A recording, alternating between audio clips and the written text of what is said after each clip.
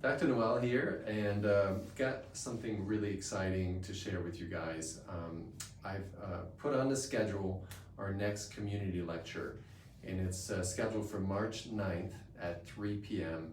at Brain and Body Rehabilitation Specialists. It's live, it's free, but it's limited to only so many people because we can only fit so many. So with that said, the topic is brain performance. So if that's something that's interesting to you, I would suggest that you call us back, you email or contact our front desk and say that you want to attend. We'll need your email address, your phone number, and things like that. You don't have to be a patient here to attend. You're welcome to invite other people. But I'd like to take a moment to explain to you why that's a topic that I think you will enjoy, but one that I'm obviously really passionate about. So there's a lot of information out there on brain health. And in 20 plus years of practice, and most of those years in neuroscience, what I can say is that there's so much that I've seen that is not reflected in even the most recent studies, right? So what we see clinically is not always there in terms of research, and that kind of makes sense.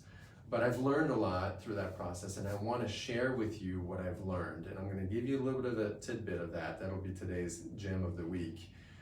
So I'll give you a little glimpse into what I want to share with you during that lecture. But I also want to present to you where the research is at. So I will bring you some of the latest articles on brain health. And really, what's most important to you, obviously, is what do you do with this information? What are the things you can do day to day that you can apply that can better improve the quality of your health in your life. Now, one of my favorite articles is this article that came out in 2023, so just last year. And this article, I've probably written more notes in here than any other one. It's called Augmented Ocular Vestibular Evoked Myogenic Potentials in Postural Orthostatic Tachycardic Syndrome, right? Probably, I'd say 90% of these words you may never have heard before. But the bottom line is that this is explaining the connection between the vestibular system of the brain and the autonomic system. It's connecting vestibular imbalances, which I find to be present in close to 90% of my patient base. People who come in here with no complaints, and even people who come in here with serious life-altering complaints. Bottom line is that it is present. These kinds of imbalances are present in almost everybody, right? The vast majority.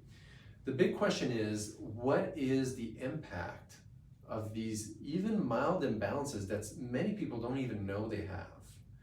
Well, this article did such a great job linking the connection between all the different systems in the brain and in the body to these vestibular imbalances. So this is how it works. If you go past the inner ear, so right past the inner ear, there's receptors. There's 5 receptors on each side, and these receptors are designed to perceive movement and tell your brain where your head is compared to your environment. Now, there's receptors in the neck they're considered sensory receptors that tell your brain where your head is compared to your body. Okay, just keep in mind those are critical.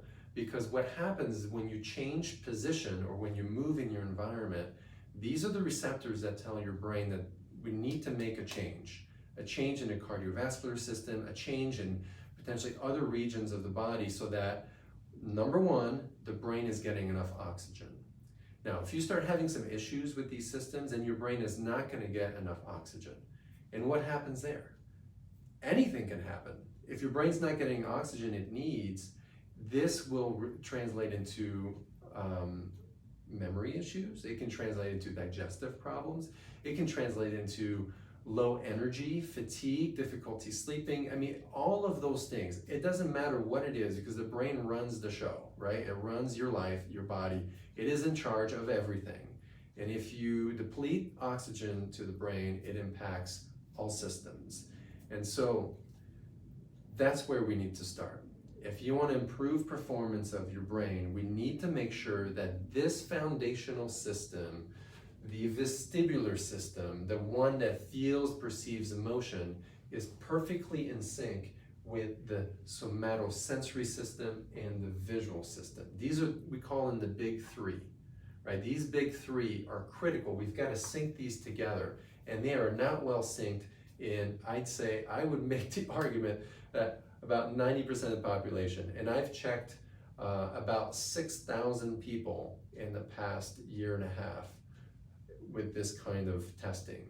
So you want to set the foundation right.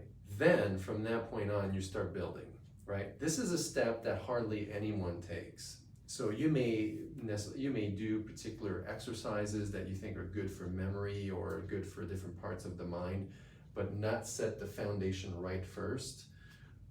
That's common, right? There's all sorts of things you can purchase and do.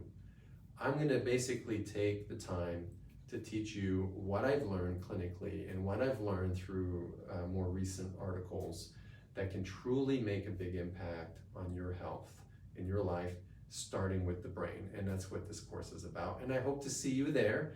And I do plan on recording it. So if we make that plan happen, then if you can't be there live, then hopefully you'll get a chance to see it in recorded.